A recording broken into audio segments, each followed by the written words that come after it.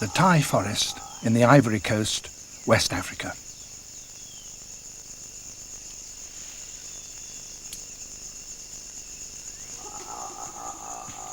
Beneath this canopy lives a community with closer links to modern man than any other yet discovered. A community that may shed new light on our own ancestry.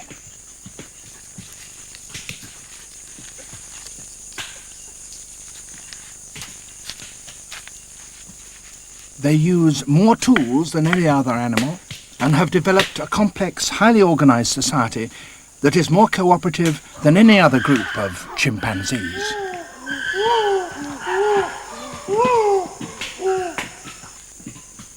For some, they are simply too close to us for comfort.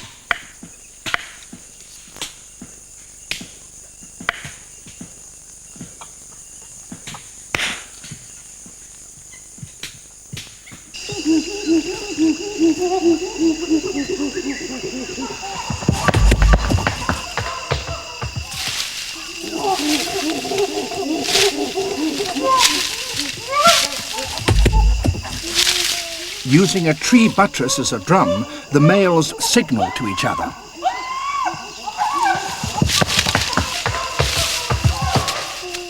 All the chimps recognize each other's calls, and the drumming seems to tell the whole group which way to go.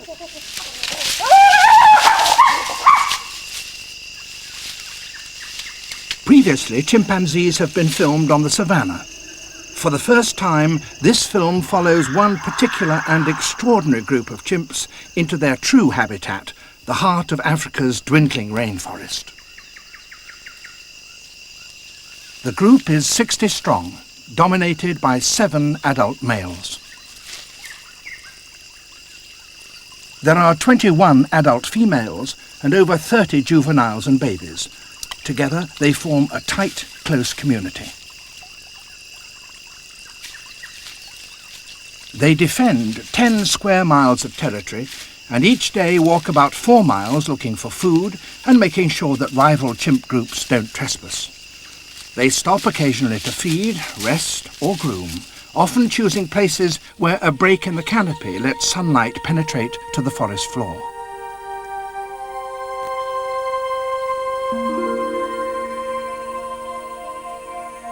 Chimpanzee society is extremely close and intimate. Males spend their entire lives in just one group, while females don't leave until they're 11.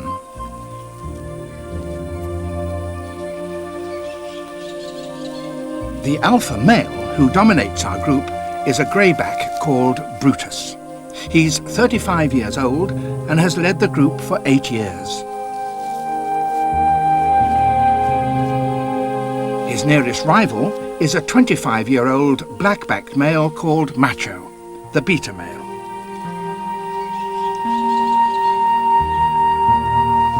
The mothers carry and suckle their babies until they're 5, and it takes 13 years for a female and 15 for a male to reach maturity.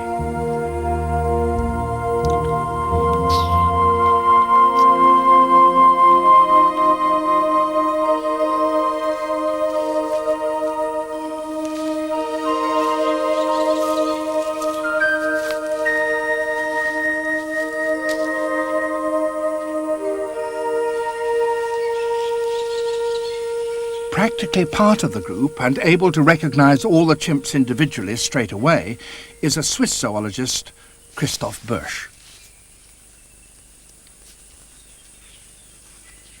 For 10 years, working almost every day from dawn to dusk, he has studied and recorded the group's behavior with his wife, Hedwige. At first, for about 2 years, we went every day into the forest trying to find the chimps and follow them, and they just ran away whenever they saw us. Actually, it took about 5 years until we could follow them by sight and now sit comfortably amongst them and study them. During this time, our 2 children were born and they grew up in the jungle. For them, their only home so far was our simple straw hut in the middle of the forest.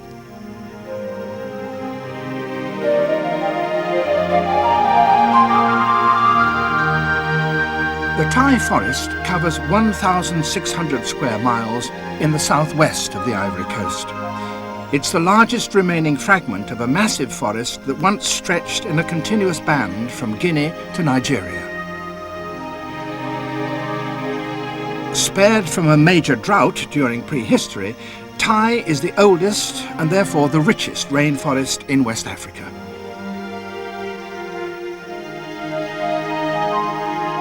"60 meters high, primary rainforest, and the last refuge for many uniquely West African species.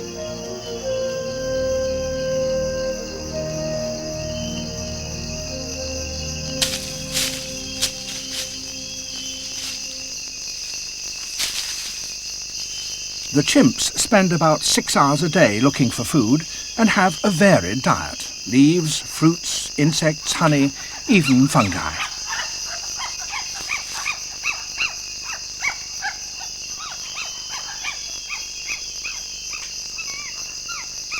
They're particularly fond of fruits that drop from forest trees and prepare them carefully before eating.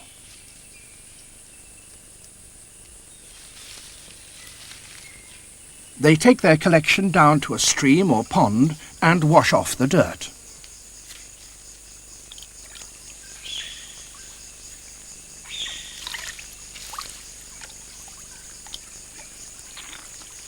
Then they chew the fibrous fruit into a ball of pulp and spend ages sucking out all the goodness.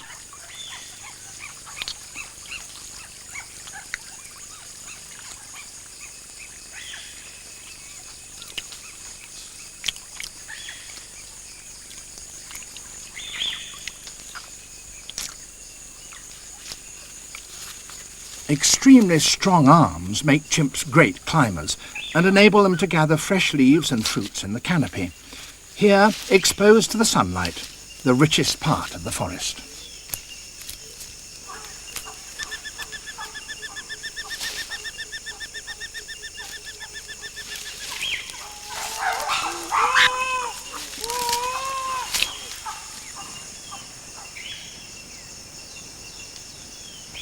A crowned hawk eagle returns to her massive nest. It's 3 meters wide by 3 meters deep, and she's constantly adding to it. 50 meters from the forest floor, it's a shady haven for her 2-month-old chick. Weighing 4 kilos with a 1.5 meter wingspan, the crowned eagle is the dominant predator of the forest canopy, regularly taking monkeys. Thai has lots of monkeys. There are 8 different species in all, and the forest is the last remaining stronghold of a number of them, including the beautiful Diana monkey.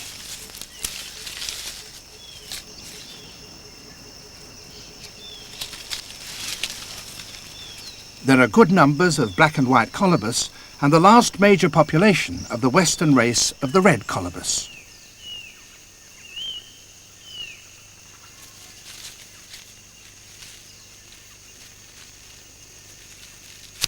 All these monkeys spend 90% of their lives in the canopy, using the trees like a giant aerial walkway.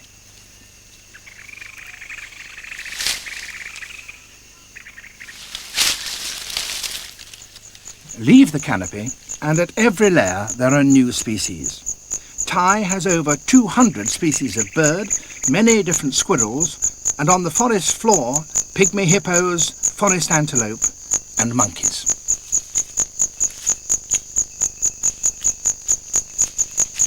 These are grey-cheeked mangabeys. They've discovered a tree that is shedding its nuts.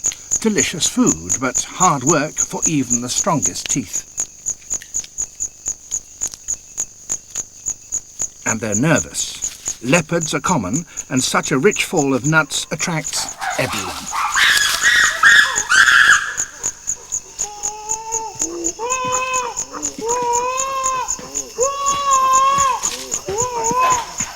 Discovering such a bonanza always involves a great deal of excitement.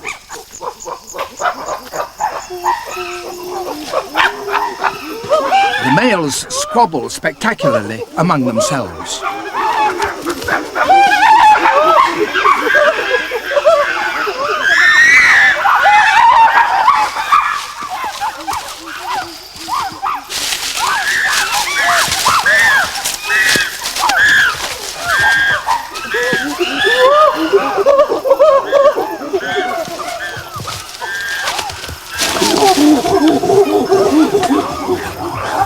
Macho is particularly vocal, competing for dominance of the group with the alpha, Brutus. Climbing onto the fallen tree, Macho challenges Brutus.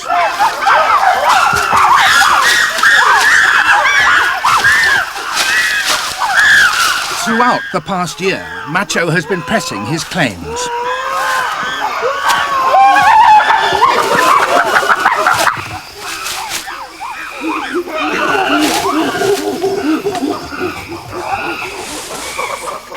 Macho began to dominate these mock battles of strength, and now he has replaced Brutus as leader.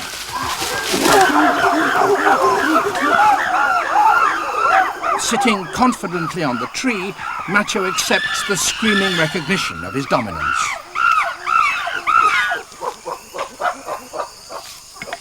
Eventually, things quieten down, and everyone gets on with the job of collecting nuts.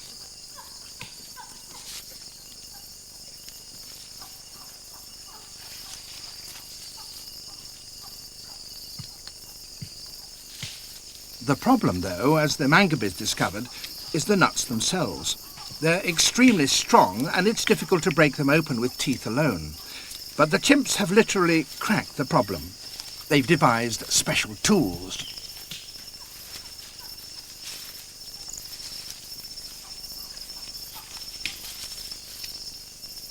Placing the nuts in a hole in a root, they crack them open with specially selected hammers. Repeated use has deepened the hole and produced an anvil that holds the nut in place. Using these tools, experienced chimps can crack 2 nuts a minute.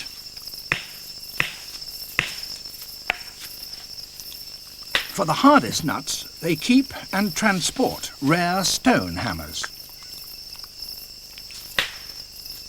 Cracking is not easy. You have to choose both a good anvil and a good hammer.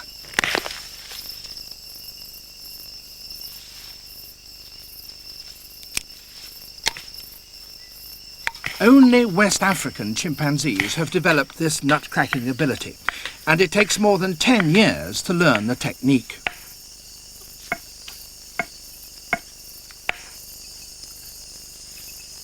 Newborn infants pay little interest in the nut cracking, but by the time they're 2 years old, they begin to steal scraps from their mothers.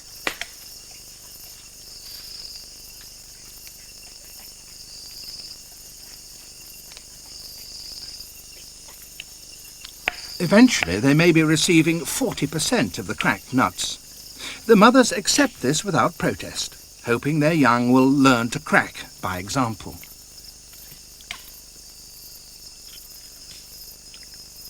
By the time they're 5, the youngsters are trying for themselves, without much success. Only after they're at least 6, and sometimes not until they're 10, do the young chimps have both the strength and the technique to crack nuts efficiently.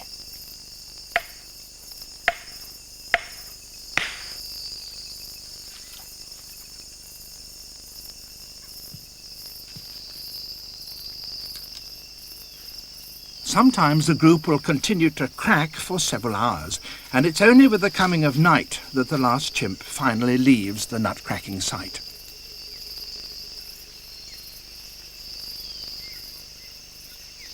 The chimps sleep up in the trees, making themselves a new bed every night in a new location. Choosing a strong fork, they bend the ends of the branches to form a comfortable platform in just 2 minutes.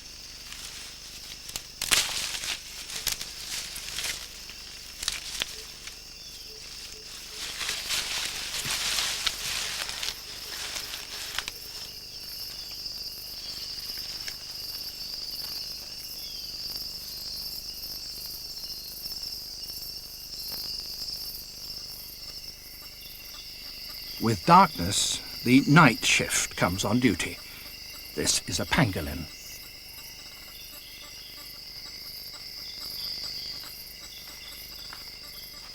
Only now, can the Bourches return home from the forest for a few hours with their children.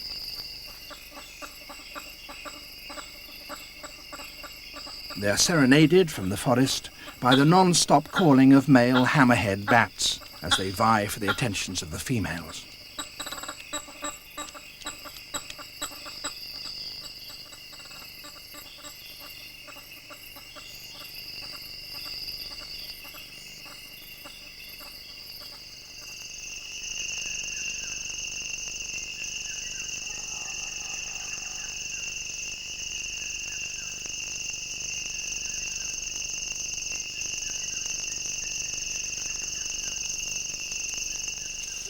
The chimps begin to stir before the sun rises over the canopy.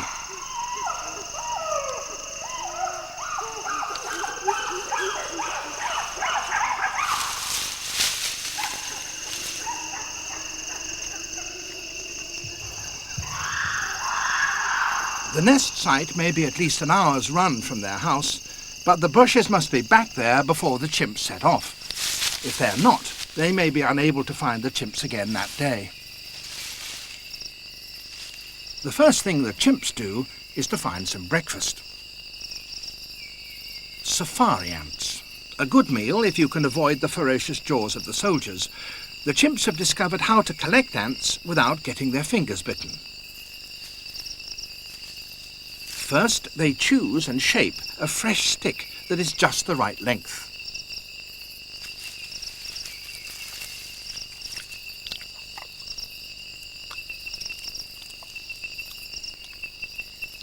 Dip the stick in the nest, let the angry ants attack it, and eat them before they eat you. Simple.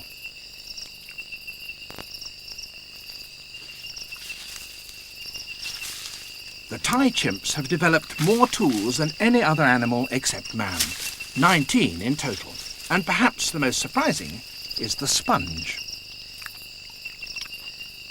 The chimps crush leaves into a ball, put it into tree holes holding water, and then suck their sponge dry.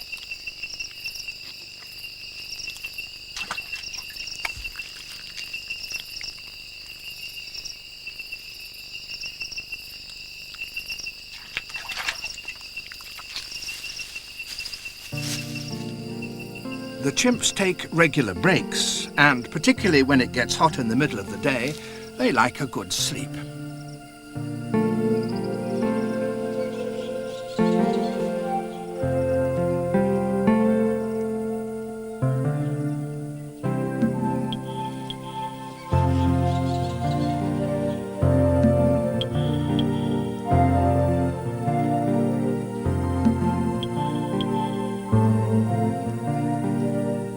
Just like human children, young chimps are more restless. They simply can't resist the jungle climbing frame.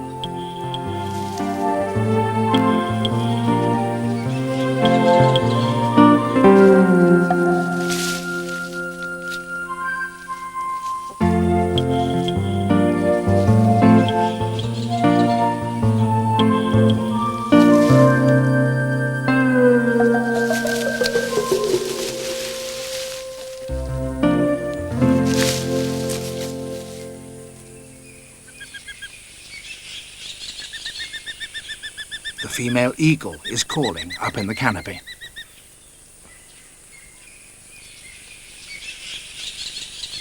Always on guard near the nest, she flies to her chick.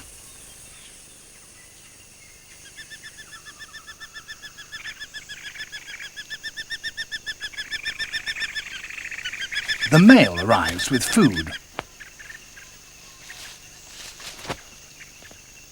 He's frightened of the female.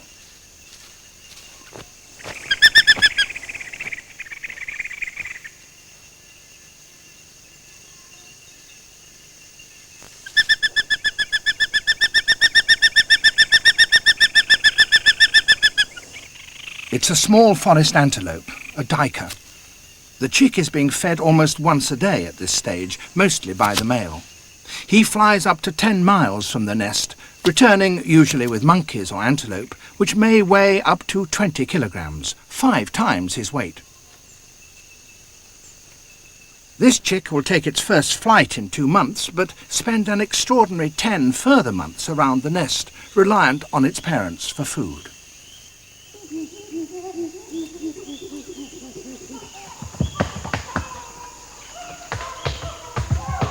The chimps are drumming again.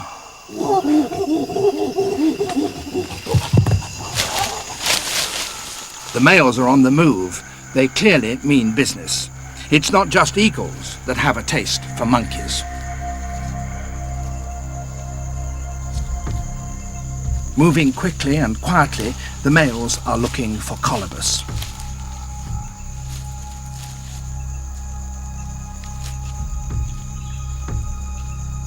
It's important to spot the prey before they spot you. The hunt is on. The males start to climb.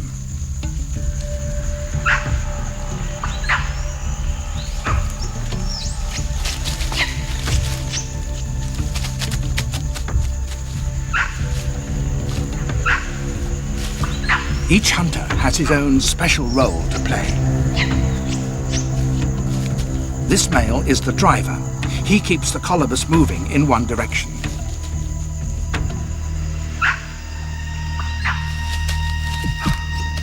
Another climbs quietly into position, ready to block an escape.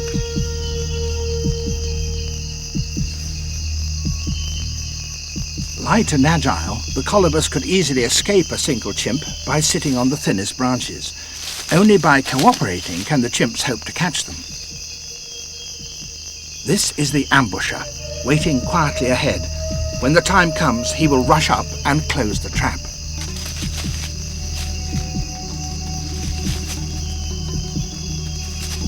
Other males on the ground monitor the hunt, ready to dash ahead to intercept escaping colobus. The driver leaps. Now colobus and chimp are in the same tree.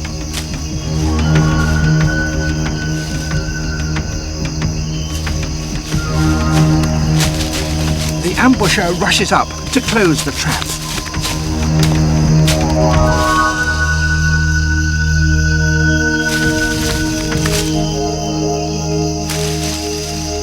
Leaping across a gap, the colobus escape.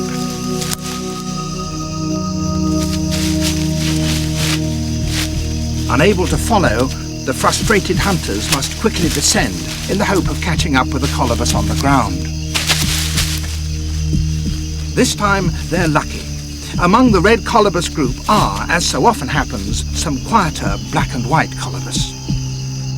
Difficult to find, these monkeys are in fact the chimp's favourite prey.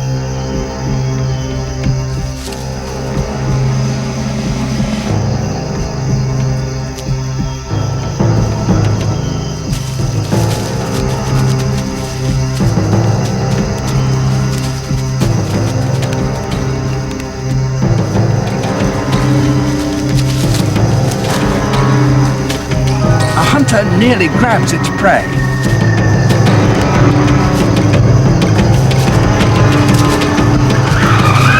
A capture. Females scream with excitement. The hunters struggle to bring their victim to the ground.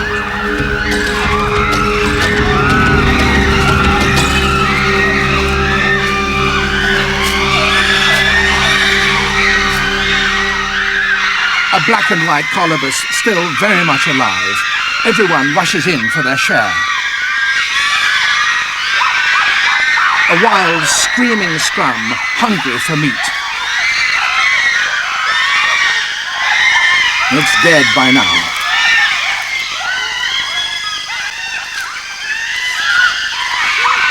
The newly dominant male, Macho, is furious. He's been excluded from the kill.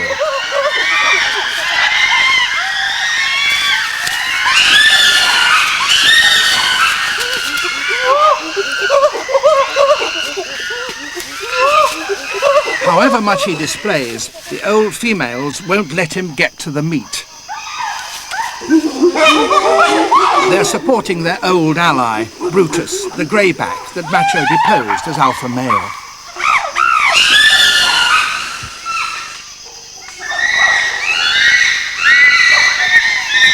With the females on his side, Brutus gets the major share, to Macho's frustration.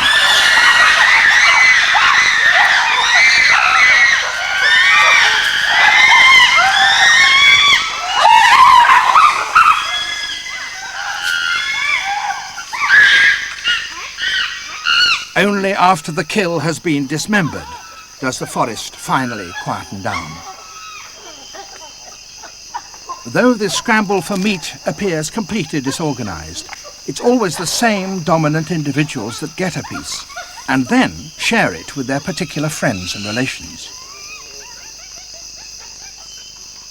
Though only 6 males hunt, up to 20 chimps may share the kill.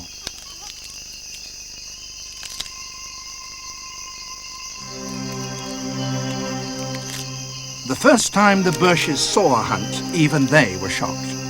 But as they began to understand more about its complex organisation and the unselfish way in which the meat was shared, their respect and admiration of the chimps increased. It used to be argued that it was not until our ancestors left the forest for the open savannas that those essential human characteristics, tool using, cooperative behaviour and complex communication, really flowered.